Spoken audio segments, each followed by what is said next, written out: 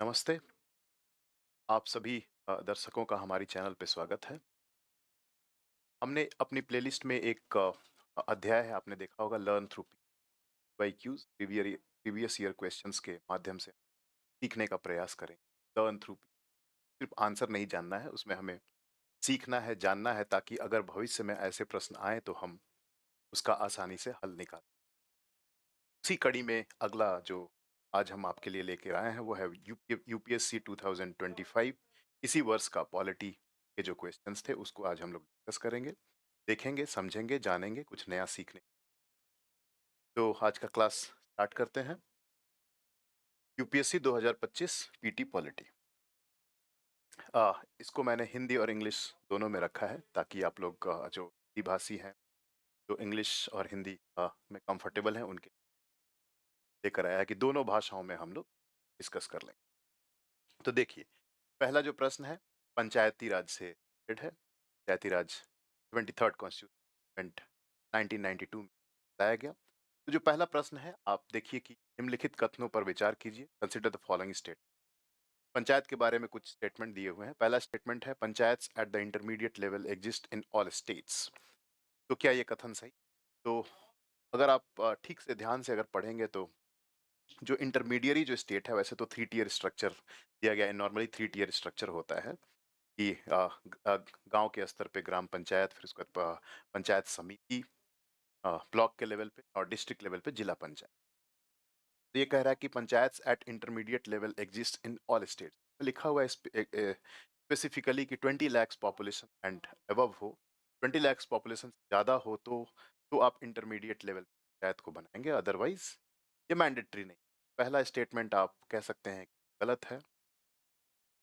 मध्यवर्ती स्तर पर पंचायतें सभी राज्यों में विद्यमान हैं, तो नहीं, ऐसी कोई बात नहीं है। Second, to be eligible to be a member of panchayat at the intermediate level a person should attain the age of 30 year. Panchayati Raj में एक ही एज तीनों लेवल के लिए है, वो है 21 वर्ष, 21 ईयर्स।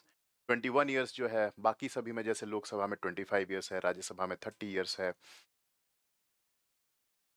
तो यहाँ जो पंचायती राज है वहां पे 21 वर्ष 21 ईयर्स ही है।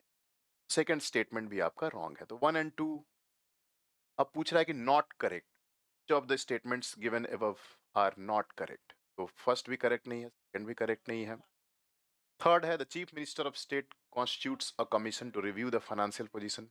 मिनिस्टर नहीं कॉन्स्टिट्यूट करता है। जब भी कोई भी बात होगी, या तो केंद्र में बात होगी प्रेसिडेंट के आदेश से, by the order of the president, और स्टेट में जब बात होगी by the order of the governor, क्योंकि हेड ऑफ द एग्जीक्यूटिव या कॉन्स्टिट्यूशनल हेड की अगर हम बात करें, वो कौन होता है? गवर्नर राज्यों में, और सेंट्रल लेवल पे प्रेसिडेंट। तो चीफ मिनिस्टर से ही स्टेटमेंट है, यानी कि chief minister of state constitutes a commission to review financial position, नहीं, ये गवर्नर के ऑर्डर से होता है। राज्य वित्त आयोग, स्टेट फाइनेंस कमीशन कॉन्स्टिट्यूशन होता है, वो भी एक कॉन्स्टिट्यूशनल बॉडी है। पंचायती राज में अगर आप देखेंगे तो दो कॉन्स्टिट्यूशनल बॉडीज हैं, एक राज्य चुनाव आयोग और दूसरा राज्य वित्त आयोग। दोनों का गठन गवर्नर के ही आदेश से होता है। तो तीसरा स्टेटमेंट भी आपका रॉन्ग है। तो ये जो सवाल था कि कौन कौन से स्टेटमेंट रॉन्ग है, रॉन्ग सवाल ये पूछ, तो ये सारे के सारे ही हैं, सारे के सारे ही रॉन्ग है, सही नहीं है। आपको सवाल बहुत बारीकी से कौन सा कथन सही नहीं है, तो तीनों ही गलत हैं। तीनों गलत हैं, यानी आपका डी होगा। तो इसमें आपको नई जो जानकारी मिली उसको आप बिल्कुल लर्न करना चाहिए आपको। यहाँ चीफ मिनिस्टर की जगह, मुख्यमंत्री की जगह कौन होगा? राज्यपाल। राज्यपाल राज्य वित्त आयोग का गठन करता है।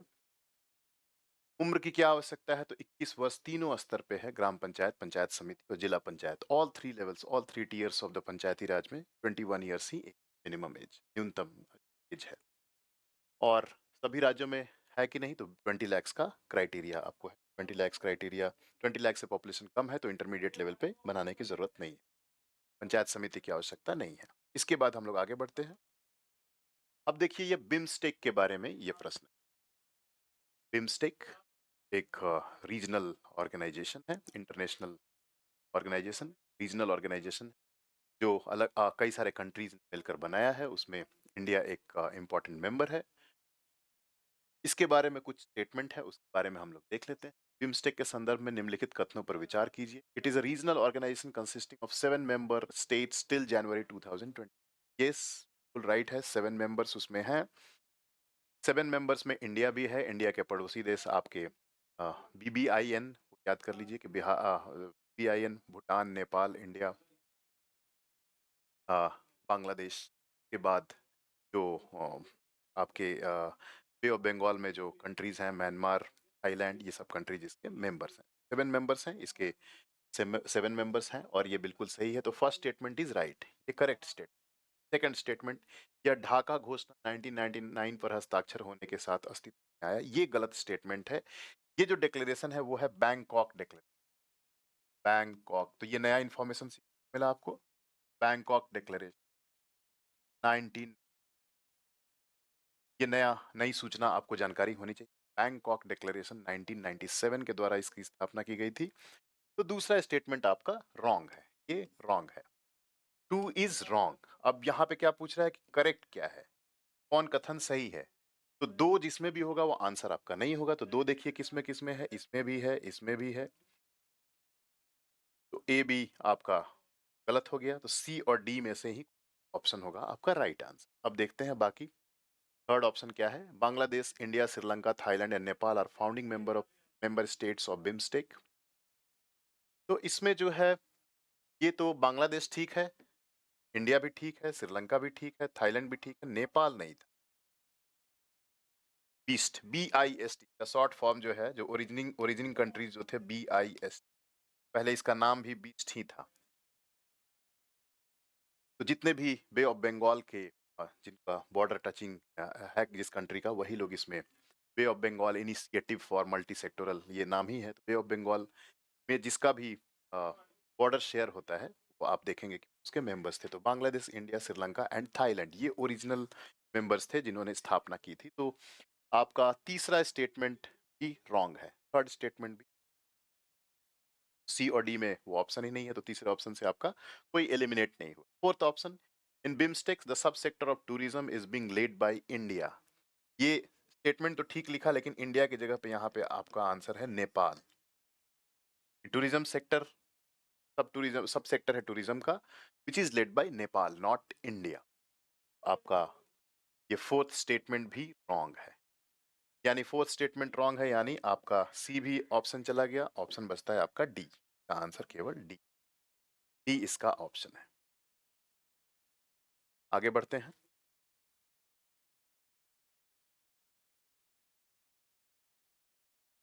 Who amongst the following are members of the jury to select the recipient of Gandhi Peace Prize? Gandhi शांति पुरस्कार को प्राप्तकर्ता का चयन करने के लिए जो ज्यूरी बनती है, उसके मेंबर्स कौन कौन होते हैं? तो ये जो अवार्ड है 1995 से शुरू, जब 125 वर्ष गांधी जी के जन्म का हुआ था, तो उसी वर्ष गांधी पीस प्राइज जो है स्टार्ट किया गया। प्रेसिडेंट, आपके प्रेसिडेंट राष्ट्रपति अवार्ड को देते हैं, और किसे देंगे तो इसके का गठन होता है, जो प्राइम मिनिस्टर के अध्यक्ष होते हैं, प्राइम मिनिस्टर उसके हेड होते हैं। इसके अलावा उस ज्यूरी के जो मेंबर होते हैं, chief justice of India, LOP leader of opposition, जो नेता जो प्रतिपक्ष होते हैं, लोकसभा के प्रतिपक्ष के जो विपक्ष के जो नेता होते हैं, वो, तो ये लोग मिलके डिसाइड करते हैं। CJI leader of opposition, prime minister के हेड हैं, और 2 eminent person, 2 jurist, eminent jurist का सिलेक्शन किया जाता है। तो ये 5 लोग मिल चुनते हैं। तो अब ऑप्शंस को देख लेते हैं। Who amongst the following are members of jury to select the recipient of the Gandhi? President of India, Bharat के राष्ट्रपति अवार्ड देते हैं, पर में नहीं है। तो 1 ऑप्शन में भी है, उसको काट दीजिए। आपका 2 ऑप्शन एलिमिनेट हो गया, 2 ऑप्शन एलिमिनेट हो गया, B एंड D। अब बचता है A। 2 ही ऑप्शन है। अब देखिए, prime minister of India, prime minister तो मैंने बताया आपको हेड ही है, तो 1 ये ठीक है। चीफ जस्टिस ऑफ इंडिया, ये भी है। Leader of opposition in the Lok Sabha, ये भी है। तो ये तीनों होंगे 2, 3 एंड 4। 2, 3 एंड 4 जिसमें है वही राइट आंसर है। 2, 3 एंड 4 का आंसर आपका है सी। आगे बढ़ते हैं। Consider the following statements with regard to BRICS. BRICS से संबंधित निम्नलिखित कथनों पर विचार कीजिए। ब्रिक्स पिछली बार बहुत हाईलाइटेड था। ब्रिक्स ब्रिक्स में खुद की अपनी करेंसी स्टार्ट करने की बात हुई थी। रशिया में हुआ था। और एक तरह से आप देखेंगे कि रशिया और यूएस के बीच का जो कॉन्फ्लिक्ट है, कि डॉलर का जो डोमिनेंस है इंटरनेशनल ट्रेड में, उसको बैलेंस करने के लिए, करने के नए करेंसी की बात हो रही थी कि हम लोग लोकल करेंसी में सेल परचेज करेंगे, ब्रिक्स की अपनी अपनी करेंसी होगी, नए मेंबर्स जुटे। तो BRICS was very much highlighted in the last year. Putin Russia को पूरे इंटरनेशनल वर्ल्ड से साइडलाइन कर दिया गया है, उनके सैंक्शंस लगा दिया गया है। और वो जो एक फोरम था ब्रिक्स का, जिसमें पुतिन ने उस मंच का यूज करके, पुतिन और चाइना मिलके एक नए सिरे से पुनर्निर्माण, रिकंस्ट्रक्शन की बात करते हैं, वर्ल्ड ऑर्डर है उसमें चेंज करने के लिए बात करते हैं, करेंसी चेंज करने की बात करते हैं, बहुत तरह की बातें होती हैं। तो इसकी वजह से ब्रिक्स अपने आप में बहुत इंपॉर्टेंट था, करंट अफेयर्स है, इंटरनेशनल रिलेशन है। तो उससे रिलेटेड कुछ क्वेश्चंस किए हुए हैं। The 16th BRICS summit was held under the chairmanship of Russia in Kazan. बिल्कुल राइट स्टेटमेंट है। 16वें ब्रिक्स शिखर सम्मेलन रूस की अध्यक्षता में कजान में संपन्न हुआ था। ये राइट है, फर्स्ट ऑप्शन इज राइट। तो यहाँ पे पहले आप देख लीजिए कि क्या है, करेक्ट पूछ, सही। तो फर्स्ट इज राइट, तो वन जिसमें नहीं है वो आंसर आपका नहीं होगा। एक ऑप्शन आपका एलिमिनेट हो गया, बी, क्योंकि बी में आपका वन नहीं थी। Indonesia has become a full member of BRICS. Indonesia BRICS का पूर्ण सदस्य बन गया है। बिल्कुल ये राइट है, इंडोनेशिया नए मेंबर के रूप में आया। तो दूसरा भी राइट है। तो 1 और 2 आपका ऑप्शन में होना चाहिए। वन जिसमें नहीं है उसको आप काट दीजिए, एलिमिनेट हो रहा है, बाकी सब में वन है। Next, third, the theme of 16th BRICS summit was strengthening multiculturalism for just global development and security.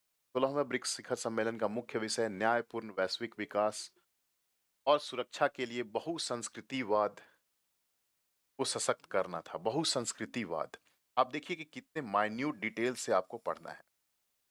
How minutely, बहुत ही माइन्यूट तरीके से आपको चीजों को पढ़ना है। मल्टीकल्चरलिज्म वर्ड की वजह से ये स्टेटमेंट गलत हो गया। ये मल्टीलैटरलिज्म बोला गया था, मल्टीलैटरलिज्म, नॉट मल्टीकल्चरलिज्म। बहुसंस्कृतिवाद नहीं बल्कि मल्टीलैटरलिज्म। आजकल मल्टीलैटरलिज्म बात हो रही, मल्टीकल्चरलिज्म एक वर्ड की वजह से स्टेटमेंट रॉन्ग हो गया। अगर वहां पे मल्टीलैटरलिज्म होता तो वो बिल्कुल सही। तो थर्ड स्टेटमेंट इज रॉन्ग। तो थर्ड जिसमें भी है आपका वो ऑप्शन एट हो गया। और 1 और 2 राइट है, आपका ए ऑप्शन करेक्ट है। A option.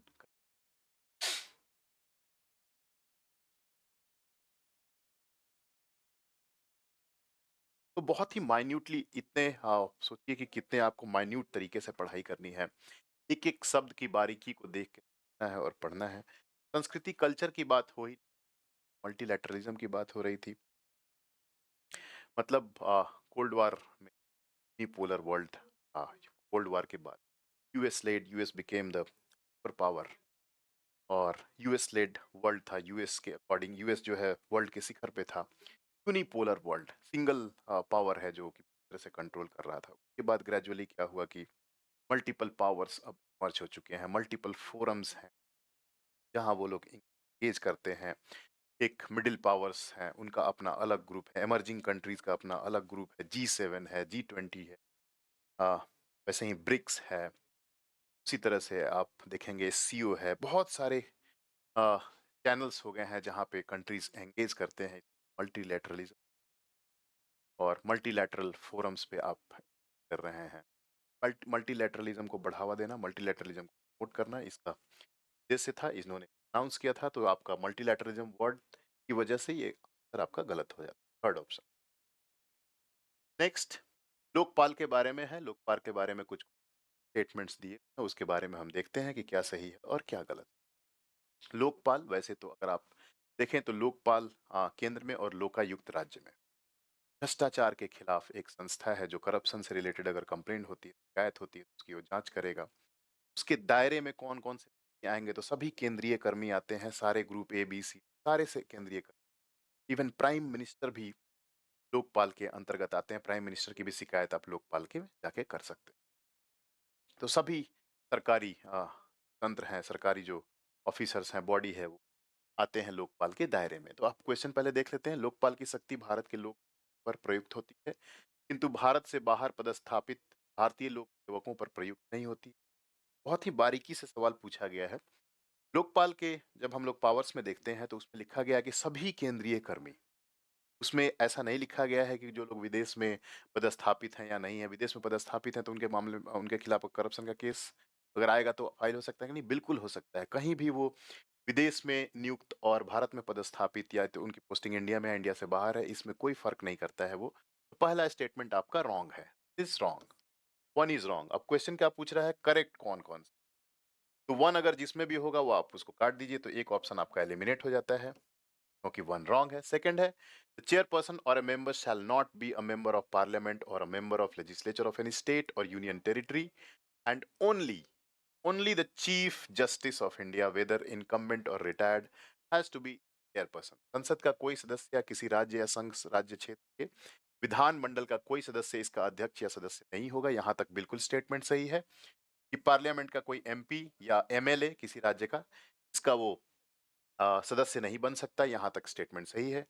और केवल भारत के मुख्य न्यायमूर्ति, चाहे वो पदधारी हो या सेवानिवृत्त या रिटायर्ड हो चीफ जस्टिस या पोस्ट पे हो, वो इसके चेयरमैन हो सकते हैं। केवल वर्ड की वजह से जो आपका ऑप्शन गलत हो जाता है। ओनली जो वर्ड यूज कर दिया, यहाँ पे लिखा हुआ है कि या तो चीफ जस्टिस रिटायर्ड या इनकम्बेंट जो काम कर रहे हैं, या फिर एमिनेंट पर्सन चेयरपर्सन बन सकते हैं। ओनली वर्ड का मतलब क्या होता है कि सिर्फ और सिर्फ वही, और कोई ऑप्शन नहीं। यानी एमिनेंट ज्यूरिस्ट का ऑप्शन उसमें दिया हुआ है, एमिनेंट पर्सन भी बन सकते हैं। तो ये दूसरा स्टेटमेंट आपका रॉन्ग हो गया। देखिए कितनी बारीकी से आपको देखना है और पढ़ना है, एक एक शब्द का महत्व है और एक एक शब्द से आंसर बदल जा रहे हैं।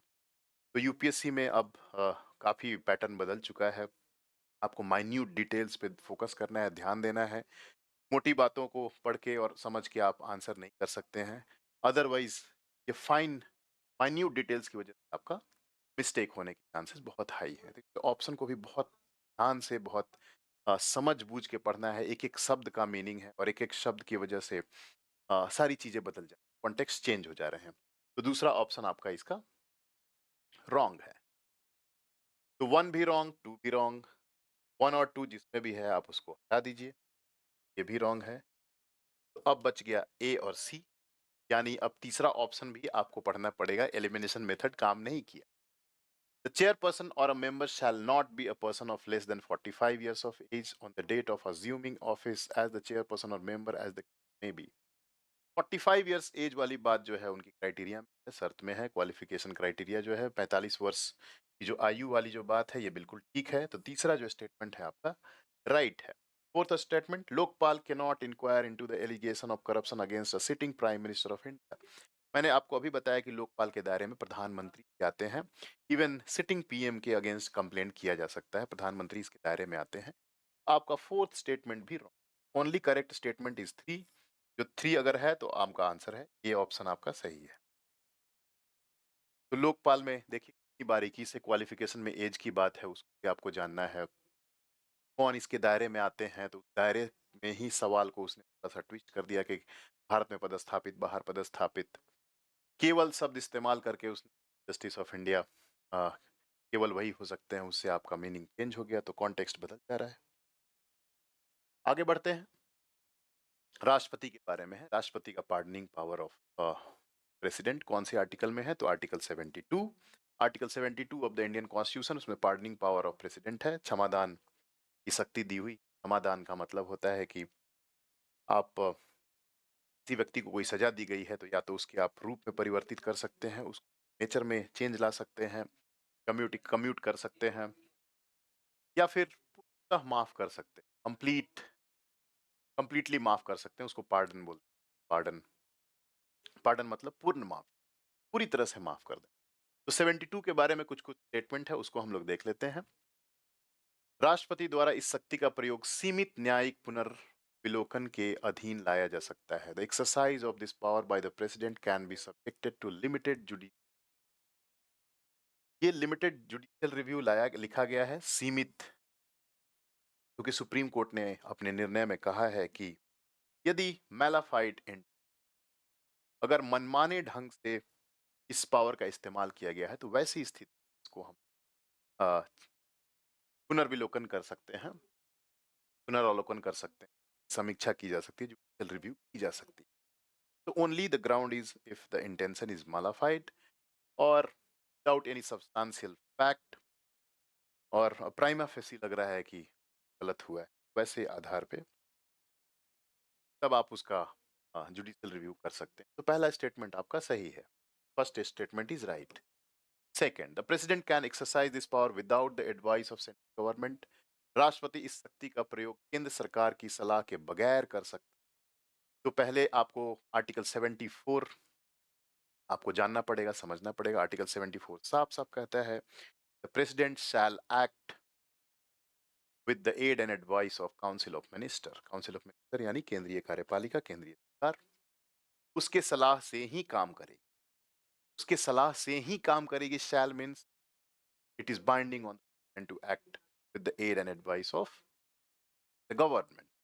अपने मर्जी से, उसको कोई डिस्क्रिशनरी पावर नहीं है, विवेकाधीन उसकी नहीं है। तो अगर ये कह रहा है कि खुद से कर सकता है तो ये स्टेटमेंट रॉन्ग है। Second statement is wrong. तो कौन सा कथन सही है या है? तो इसमें only one statement is right, केवल एक है, केवल एक राइट है। आगे बढ़ते हैं हम लोग। लोकसभा के बारे में है और स्पीकर के बारे में। इस बार आप लोगों ने, इस बार एक्चुअली 2024 में लोकसभा का चुनाव हुआ, तो अगर आप लोग सीडिंग को देख रहे होंगे कि नए जब लोकसभा अध्यक्ष, जब लोकसभा नई चुन के आती है, अगले दिन जब सेशन होने वाला होता है, तब तक आप देखेंगे कि लोकसभा अध्यक्ष ओम बिरला ही बने हुए। तो ये माइन्यूट ऑब्जर्वेशन अगर आपने ध्यान दिया होगा तो इसका आंसर आपका हो जाता। और जब चुनाव होता है तो फिर से ओम बिरला चुन के आ गए थे, लेकिन नए सिरे से चुनाव हुआ। एक प्रोटेम स्पीकर आते हैं जिनका काम होता है सारे नए एमपीज को शपथ दिलाना, ओथ एडमिनिस्टर करना, और सेकंड काम उनका होता है to conduct election of new speaker, नए अध्यक्ष का चुनाव कराना। यही दो कार्य होता है, और इस दो कार्य के बाद वो अपनी खाली कर देते हैं और नए स्पीकर आ जाते हैं। और जब तक ये नई लोकसभा नहीं आ जाती है, चुन के नहीं आ, तब तक जो स्पीकर जो पद पे अपने बना रहता है। तो उसी से रिलेटेड कुछ स्टेटमेंट है, उसको हम लोग देख लेते हैं। On the dissolution of house of the Speaker shall not vacate his or her office until immediately before the first meeting of the House of the People after this.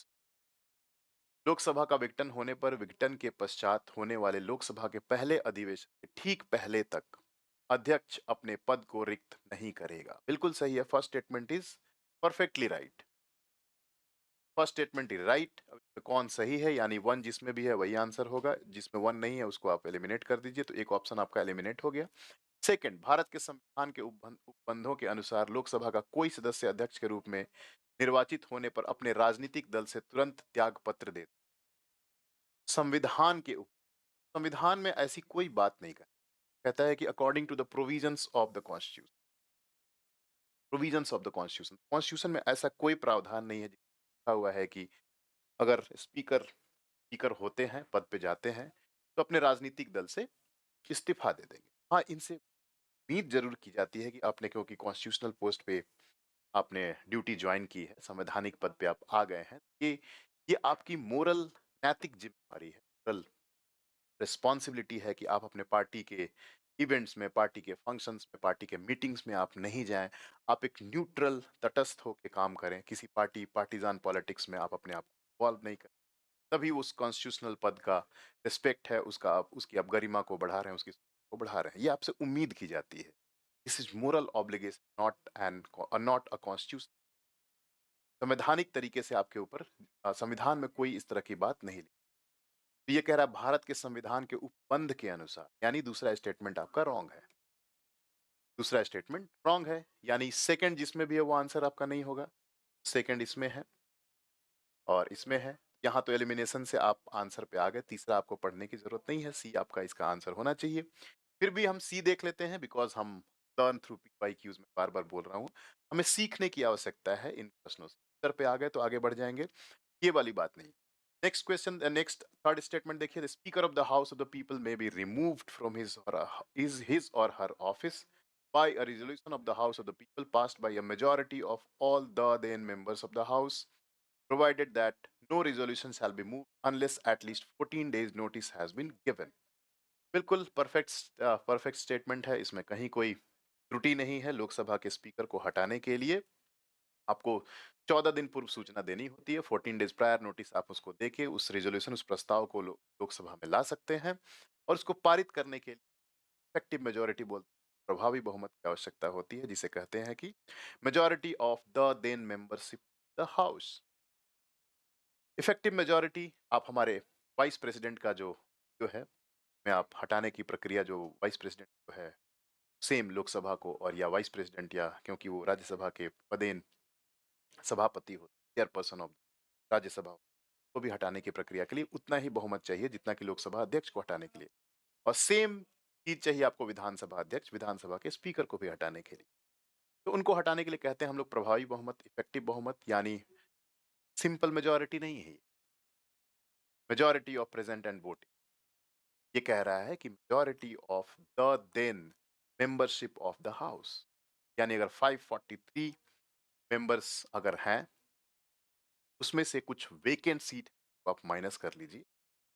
543 में मान लीजिए 3 vacant seat, vacant because of किसी ने resign कर दिया, किसी को पद मुक्त कर दिया गया, किसी को हटा दिया गया, डेथ हो गया, चुनाव उपचुनाव नहीं हुए, 3 सीट मान लीजिए वेकेंट है, तो 543 माइनस 3, 540 का मेजोरिटी, 540 का मेजोरिटी यानी 271। तो 271 लोग पक्ष में वोट डालने चाहिए हटाने के लिए, तभी ये पास हो। इसी को हम कहते हैं प्रभावी बहुमत। प्रेजेंट एंड वोटिंग नहीं है। तो आपका तीसरा स्टेटमेंट सही है, तो आप आंसर पे अराइव कर गए। 1 एंड 3 पहले ही आ गए थे आप। 1 and 3 right answer, C correct choice. Next हम आते हैं, नेक्स्ट क्वेश्चन लोकसभा के बारे में है, 10th शेड्यूल के बारे में है, एंटी डिफेक्शन लॉ के बारे में है, दल बदल कानून से संबंधित है ये सवाल। तो इसको हम लोग एक बार देख लेते हैं ये क्या है। If any question arises as to whether a member of the House of the People has become subject to disqualification under the 10th schedule, the President decision in accordance with the opinion of the Council of Union Ministers shall be final. ये जो अगर 10th schedule में अगर आप देखें, साफ साफ लिखा हुआ है, speaker of the house, speaker chairperson of the house has the authority take decision anti defection. दल बदल कानून में जो अंतिम निर्णय लेने की जो शक्ति है वो स्पीकर की है, सभापति की। हालांकि उसका जुडिशियल किया जा सकता है, उसकी न्यायिक समीक्षा की जा सकती है, ये कोर्ट के फैसले के हिसाब से आया। तो ये जो कह रहा है प्रेसिडेंट, यानी प्रेसिडेंट रॉन्ग है। एंटी डिफेक्शन लॉ में साफ साफ किसको पावर दिया गया है, तो स्पीकर चेयरपर्सन को पावर दिया गया है कि वो एंटी डिफेक्शन दल बदल के तहत अगर किसी को इल्जाम लगता है और सही साबित होता है तो उसको हटाने की शक्ति किसके पास है, स्पीकर के पास है। Speaker of the house, chairperson of the house. उससे आपका ये स्टेटमेंट आपका रॉन्ग है, फर्स्ट स्टेटमेंट इज रॉन्ग। अब ये क्या कह रहा है कि कौन से कथन सही हैं, तो 1 तो रॉन्ग है, तो 1 जिसमें भी है उसको आप काट दीजिए। अब आपके पास बी और डी दो ऑप्शन बचे, इसमें से राइट होगा। There is no mention of the word political party in the constitution of क्या, 10th शेड्यूल में 10वीं अनुसूची जो जोड़ी गई कि सेकंड कॉन्स्टिट्यूशनल अमेंडमेंट 1985, इसके द्वारा एंटी डिफेक्शन लॉ शेड्यूल 10 जोड़ा गया और उसमें पॉलिटिकल पार्टी का साफ साफ जिक्र। दल बदल कानून तब लागू होगा जब आपने किसी पार्टी की, पॉलिटिकल पार्टी के इलेक्शन के आए हैं और जीतने के बाद अपने आप दल को बदल ले रहे हैं, चेंज कर ले। चेंज जैसे ही करेंगे आपके ऊपर anti defection, because is considered as cheating fraud with the people of this country. जो लोगों ने आपको पीपल के नाम पे वोट दिया और आपने अपनी सिम चेंज कर लिया, पॉलिटिकल पार्टी को बदल लिया चुनाव होने के बाद, तो ये लोगों के साथ धोखा है, फ्रॉड है, चीट। तो इस बेसिस पे आप अपने सीट को कंटिन्यू नहीं कर सकते हैं, आपको हटा दिया जाएगा। एंटी डिफेक्शन लॉ, दोनों एंटी डिफेक्शन लॉ से ही रिलेटेड है कि पॉलिटिकल पार्टी उसमें किया हुआ, उसमें मेंशन्ड है। तो ये यानी नो मेंशन किया है, यानी ये भी स्टेटमेंट रॉन्ग है। यानी आपका दोनों, नाइदर वन नॉट टू, ना तो एक ना तो दोनों में से कोई सही नहीं है, दोनों गलत है। नेक्स्ट क्वेश्चन पे आते हैं हम लोग। आईएनएसटीसी के बारे में है, अंतरराष्ट्रीय उत्तर दक्षिण परिवहन corridor, international north south transport corridor. ये ट्रांसपोर्ट कॉरिडोर जो है मुंबई से, इंडिया से स्टार्ट होगी, ईरान, चाबहार या बंदर अब्बास पोर्ट जाएगी, वहां से सेंट्रल एशिया, सेंट्रल एशिया से आप यूरोप तक का सफर तय करेंगे। सेंट्रल एशिया से होते हुए यूरोप तक का ये आईएनएसटीसी कॉरिडोर की बात हो रही है। अब इसके बारे में स्टेटमेंट आप देख लीजिए। India to central Asia to Europe via Iran, ठीक है, पहला स्टेटमेंट ठीक है। भारत के मध्य, अच्छा पहला ही है, इसमें चॉइस नहीं है। तो भारत से मध्य एशिया से यूरोप ईरान होते। India to central Asia via China, नहीं चाइना इसमें नहीं है। चाइना वैसे भी इंडिया का दोस्त नहीं है, तो वहां से इस तरह की बात होगी नहीं। और कैसे वो सेंट्रल एशिया में एंट्री करने देगा जहां पे वो आपस में हम लोग कम्पीट कर रहे हैं। इंडिया और China is competing in central Asia. Central Asia में फॉर इन्फ्लुएंस ऑफ इंडिया और चाइना, इसके लिए हम लोग राइवल पावर्स हैं, तो वो अलाउ करेगा। India to south east Asia through Bangladesh and Myanmar, वो नहीं है। ऑलरेडी आप इसमें अलग कॉरिडोर है हमारा, कालाधान मल्टी मॉडल प्रोजेक्ट है, और सब है जो बांग्लादेश से भी हम लोग ट्रांजिट रूट्स बना रहे हैं, नॉर्थ ईस्ट को कनेक्ट कर रहे हैं, वो अलग है, ये नहीं है। India to Europe through Azerbaijan, ये थोड़ा सा एक डाउटफुल ये लगता है, क्योंकि अजरबैजान सेंट्रल एशिया में है। अजरबैजान सेंट्रल एशिया में है, तो सेंट्रल एशिया के पास से आप अजरबैजान होकर यूरोप जा सकते हैं। बट एक्चुअल सही आंसर आप देखें तो India to central Asia to Europe via Iran, ऐसे ये वाला आपका ऑप्शन सही। नेक्स्ट, अध्यादेश ऑर्डिनेंस के बारे में स्टेटमेंट है। ऑर्डिनेंस के बारे में कुछ स्टेटमेंट है, उसको हम लोग देख लेते हैं। An ordinance can amend any central act. An ordinance can abridge a fundamental right. An ordinance can come into effect from backdate. अध्यादेश किसी केंद्रीय अधिनियम को संशोधित कर सकती है। अध्यादेश किसी मूल अधिकार को न्यून कर सकती है। अध्यादेश किसी पिछली तारीख से प्रभावी हो सकता है। अध्यादेश, अध्यादेश इज नथिंग बट, उसको आप लॉ पढ़ लीजिए। अध्यादेश ordinance is parallel law making power of president or governor under article 123 and 213 respectively of president and governor, जहां वो अगर पार्लियामेंट या स्टेट लेजिस्लेचर सेशन में नहीं है, तो वैसी स्थिति में अगर लॉ बनाने की जरूरत टू मेक एनी लॉ, तो ऑर्डिनेंस रूट से कानून बनाया जा सकता है, और उसका पूरे ऑर्डिनेंस में सारी शक्तियां कानून के तरह ही हो। ऑर्डिनेंस को कानून पढ़ के और फिर आप इस स्टेटमेंट को पढ़िए तो आपको समझ। An ordinance can amend any central act, तो पावर ऑफ लॉ है, तो बिल्कुल कर सकता है, सेंट्रल एक्ट को वो अमेंड कर सकता है। An ordinance can abridge fundamental right, तो लॉ आप आर्टिकल 13 याद कीजिए। पार्लियामेंट कोई ऐसा कानून नहीं बना सकता जिससे मौलिक अधिकार न्यून हो। Fundamental rights can be restricted through law, it is not allowed. Article 13 prohibit करता है पार्लियामेंट को कि कोई भी लॉ बना के फंडामेंटल राइट को वायलेट नहीं कर सकते हो। सेकंड स्टेटमेंट आपका रॉन्ग है। सेकंड स्टेटमेंट रॉन्ग है, ये कह रहा है कि विच ऑफ द करेक्ट, तो टू जिसमें भी आप उसको काट दीजिए, तो आप एलिमिनेशन मेथड से आंसर तक अराइव कर गए, सी आंसर होगा।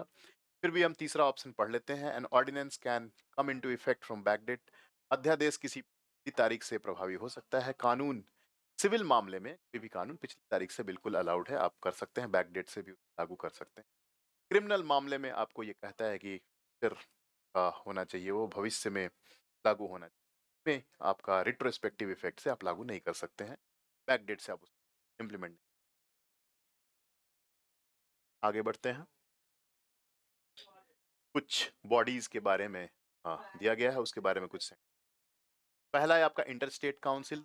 Interstate council is under article 263 of the constitution, it is a constitutional body, संवैधानिक निकाय है। सरकारिया आयोग की रिपोर्ट 1988 में रिपोर्ट आया था, उसने उन्होंने सिफारिश दिया था कि 267 के तहत इंटरस्टेट काउंसिल, अंतरराज्यीय परिषद का गठन होना चाहिए, और जिसका काम ये होगा कि केंद्र और राज्य के बीच संबंधों को बेहतर बनाने का एक फोरम होगा, जहां केंद्र और राज्य अपने विवादों को सुलझाएंगे। 1990 में गठन हुआ, लेकिन है ये संवैधानिक बॉडी, कॉन्स्टिट्यूशनल बॉडी है। सेकंड, राष्ट्रीय सुरक्षा परिषद, नेशनल सिक्योरिटी काउंसिल, ये 1999 में अटल बिहारी वाजपेयी के टाइम पे, उस टाइम जब वो पीएम थे, तो कार्यपालिका के आदेश, by executive order it was established, कार्यपालिका के आदेश से इसकी स्थापना हुई थी। तो ना तो ये कॉन्स्टिट्यूशनल बॉडी है, ना ही स्टैट्यूटरी बॉडी है, ना तो संवैधानिक निकाय है, ना ही वैधानिक निकाय है। तो ये है क्या? कार्यपालिका के आदेश के द्वारा गठित संस्थान है राष्ट्रीय सुरक्षा परिषद, नेशनल सिक्योरिटीज काउंसिल। क्षेत्रीय परिषद, regional council, state reorganization act 1956, उस टाइम पे लैंग्वेज के आधार पे, भाषा के आधार पे हमने राज्यों का गठन किया, और जब उसको गठन किया तो राज्यों के बीच विवादों को सुलझाने के लिए राज्यों के बीच संबंध बना रहे, इसके लिए हमने क्षेत्रीय क्षेत्रीय परिषद रीजनल काउंसिल की स्थापना की स्टेट रीऑर्गेनाइजेशन एक्ट 1956 के द्वारा। वो क्या कौन सा बॉडी है? स्टैट्यूटरी बॉडी है, वैधानिक संस्था। ये आपका वैधानिक है, स्टैट्यूटरी बॉडी। ये नाइदर स्टैट्यूटरी नॉर कॉन्स्टिट्यूशनल, और ये क्या है? कॉन्स्टिट्यूशनल। अब स्टेटमेंट को देख लेते हैं। उपयुक्त में से कितनी भारत के संविधान के उपबंधों के अनुसार स्थापित हुई है? तो केवल आपका एक अंतरराज्य परिषद, तो केवल एक इसका आंसर है, वन वन। बाकी स्टैट्यूटरी है या फिर नाइदर स्टैट्यूटरी नॉर कॉन्स्टिट्यूशनल। आगे बढ़ते हैं, यह आसान सवाल था। राज्यपाल गवर्नर के बारे में है। The Constitution of India explicitly mentions situation where the governor of a state can act in his or her discretion। Bharat के संविधान में स्पष्ट रूप से उल्लिखित है कि कतिपय बातों में किसी राज्य का राज्यपाल अपने इच्छानुसार कार्य करता है। बिल्कुल कर सकता है, ये आर्टिकल 163 साफ साफ लिखा हुआ है कि गवर्नर तो काउंसिल ऑफ मिनिस्टर के एड एंड एडवाइस से काम करेगा, लेकिन वेयर एवर डिस्क्रिशनरी पावर है वहां वो अपने डिस्क्रिप्शन से ही काम करेगा। और गवर्नर के पास प्रेसिडेंट की तुलना में गवर्नर के पास ज्यादा पावर्स हैं, उसके पास डिस्क्रिशनरी पावर्स हैं। स्पेशली दो तो आपको साफ साफ दिखता है कि 356 में प्रेसिडेंट रूल के लिए अगर वो रेकमेंड करेगा तो वो काउंसिल ऑफ मिनिस्टर की बात को नहीं सुनेगा, अपनी मर्जी से वो रेकमेंड करेगा प्रेसिडेंट रूल। एक दूसरा जो है, अभी जो विवादों में था, सुप्रीम कोर्ट में मामला गया था कि राष्ट्रपति के बिल को, किसी भी बिल को सुरक्षित रखना, राष्ट्रपति के रिजर्व रख लेना।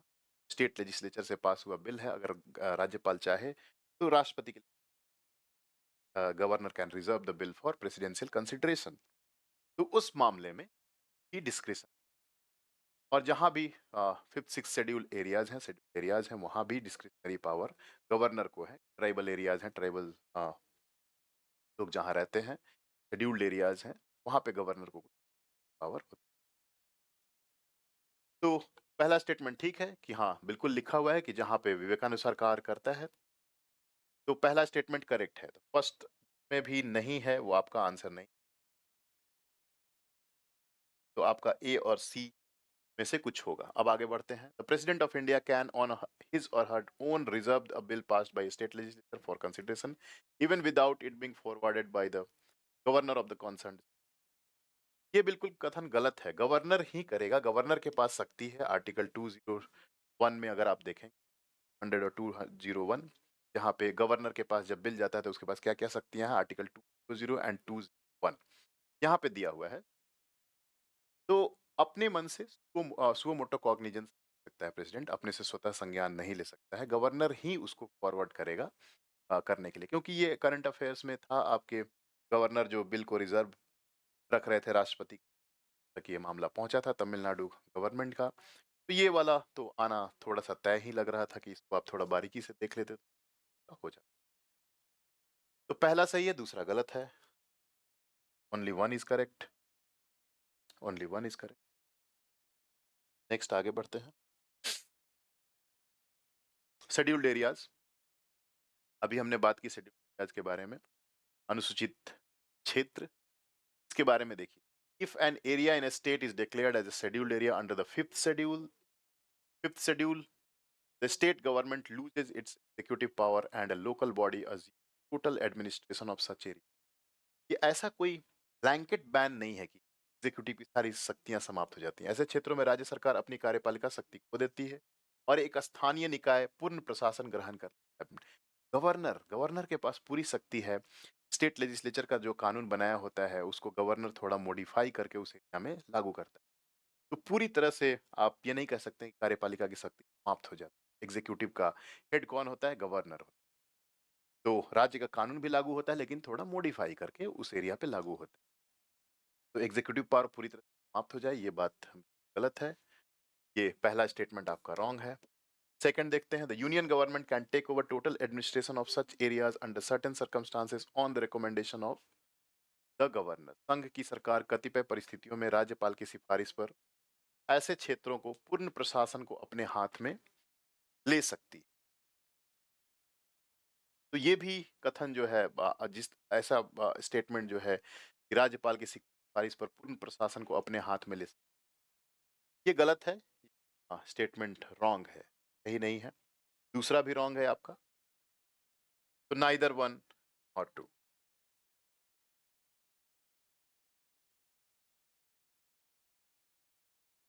आगे बढ़ते हैं। इसमें है कि कुछ सूची दी हुई है 1 2 3।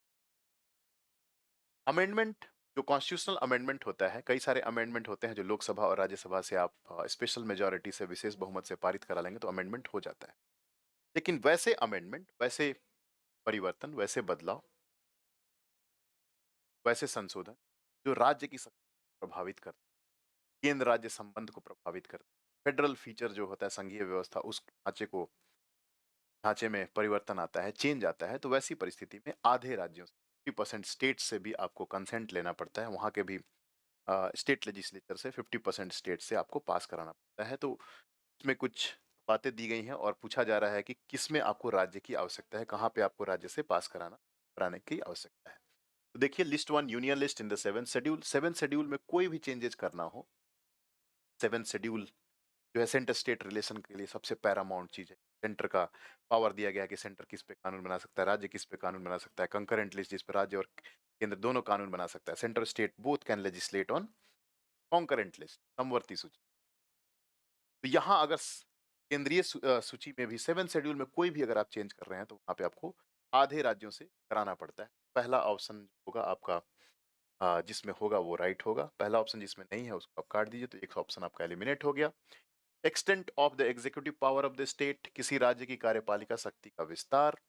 तो बिल्कुल ये भी अगर आप करेंगे तो आपको राज्यों की सहमति अनिवार्य है। राज्य की ही शक्ति है, राज्य की कार्यपालिका की शक्ति है, एग्जीक्यूटिव पावर ऑफ स्टेट है, जो इन्फ्लुएंस हो रहा है वो चेंज हो रहा है, तो आपको लेना पड़ेगा। तीसरा है conditions of the governors of. Governor जो है, गवर्नर का जो पद है वो कॉन्स्टिट्यूशनल पोस्ट है और पूरी तरह से वो प्रेसिडेंट के प्रसाद पर्यंत पद धारित करता है। Till the pleasure of the president he governor holds post. तो यहाँ पे उस शक्तियों में अगर बदलाव, चेंज हो रहा है, तो यहाँ ये वाला पार्ट जो है स्टेट का आपको कंसेंट नहीं है। तो फर्स्ट टू आपका ठीक है, तीसरा आपका रॉन्ग है। 1 एंड 2 ओनली इसका आंसर है। और भी अगर आप जानना चाहें कि जैसे सुप्रीम 99th कॉन्स्टिट्यूशनल अमेंडमेंट अगर आप लोग को ध्यान है, एनजेएसी जिसको लाया गया था, सुप्रीम कोर्ट में कोलेजियम सिस्टम को रिप्लेस करके नेशनल जुडिशियल अपॉइंटमेंट कमीशन ले, सुप्रीम कोर्ट की शक्तियों में, नियुक्ति की शक्तियों में बदलाव हो रहा था। ये भी independent of judiciary is a federal feature, संघीय जो ढांचा है उसका एक आधार होता है स्वतंत्र न्यायपालिका, इंडिपेंडेंट जुडिशरी। उस इंडिपेंडेंट जुडिशरी में सुप्रीम कोर्ट के पावर में जो भी बदलाव होगा, इसमें हम आधे राज्यों से सहमति आने वाली।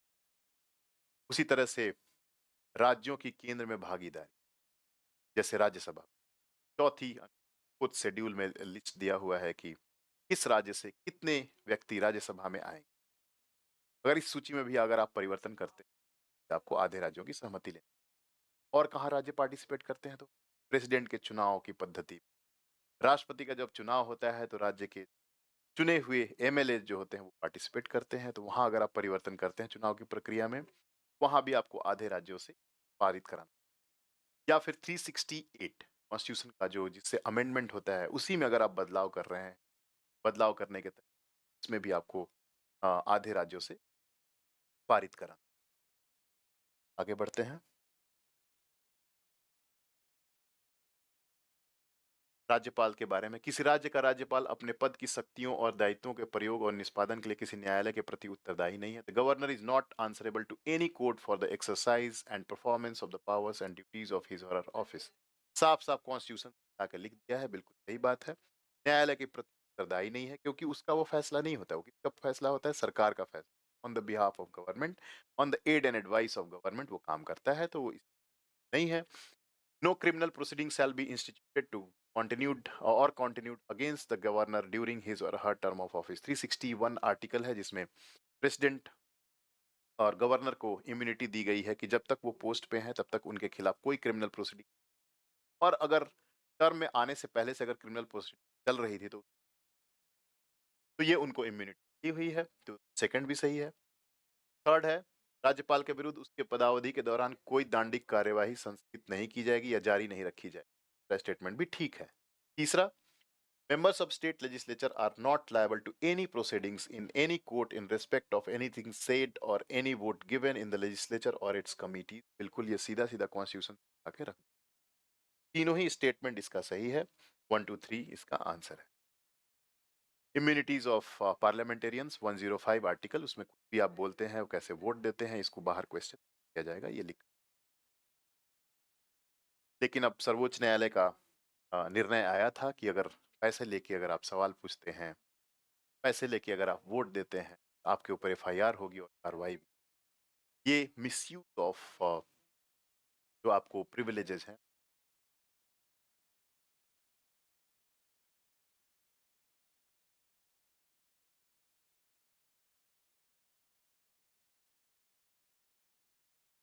तो अगर सुप्रीम कोर्ट के उस फैसले का हवाला अगर हम लेते हैं कि आपके खिलाफ एफआईआर हो सकता है, आपके ऊपर कार्रवाई हो सकती है, तो ये वाला स्टेटमेंट, थर्ड स्टेटमेंट जो है आपका रॉन्ग हो जाएगा, 1 और 2 सिर्फ इसका आंसर होगा। ये थोड़ा सा डाउटफुल है क्योंकि ये कॉन्स्टिट्यूशन के अकॉर्डिंग नहीं है। क्या लिखा है?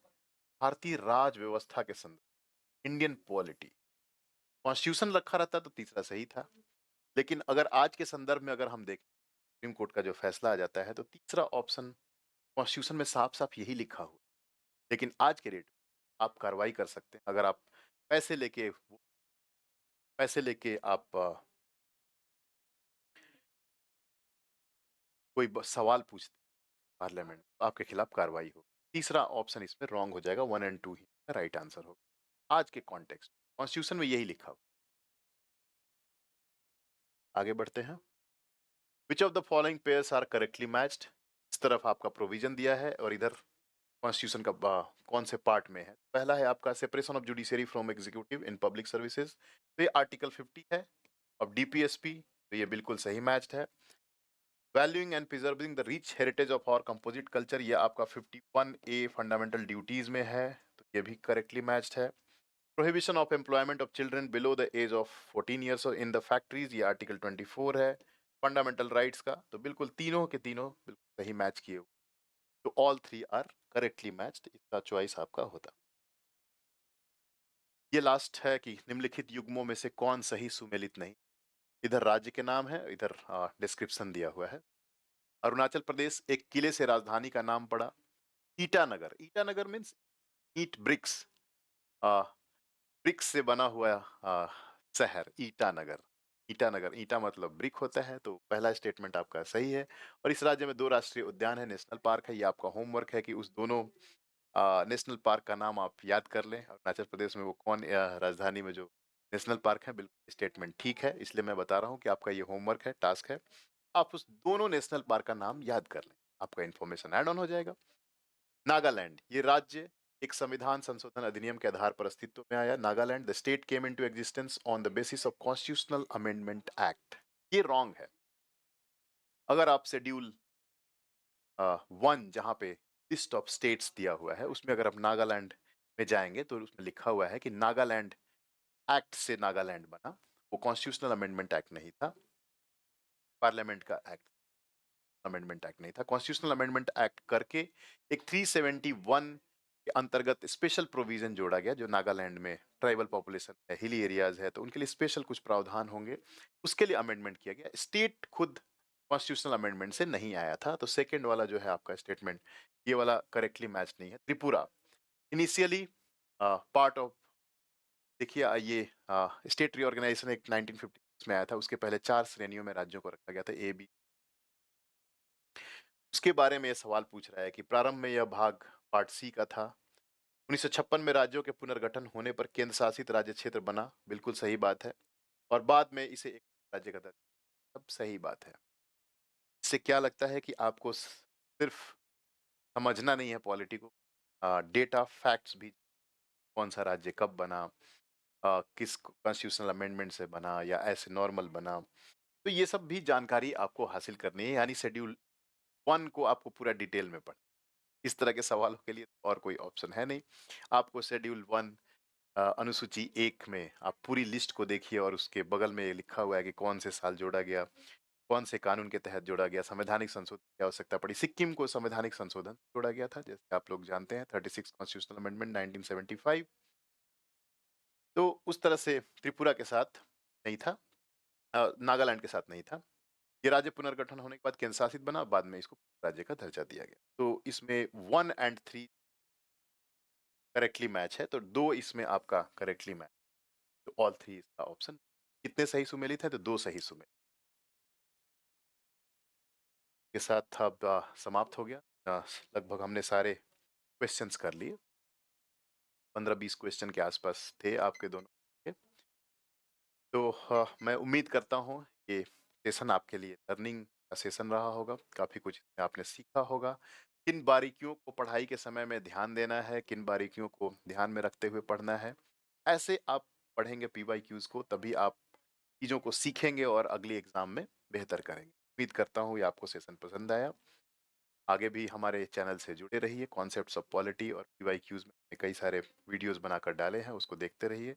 अपने पॉलिटी के ज्ञान को बढ़ाइए। हमारा उद्देश्य है कि पॉलिटी को आसान बनाया जाए, सिंप्लीफाई पॉलिटी, ताकि आप बेहतर कर सकें एग्जाम में। आप लोगों का बहुत बहुत धन्यवाद। Thank you. Good night.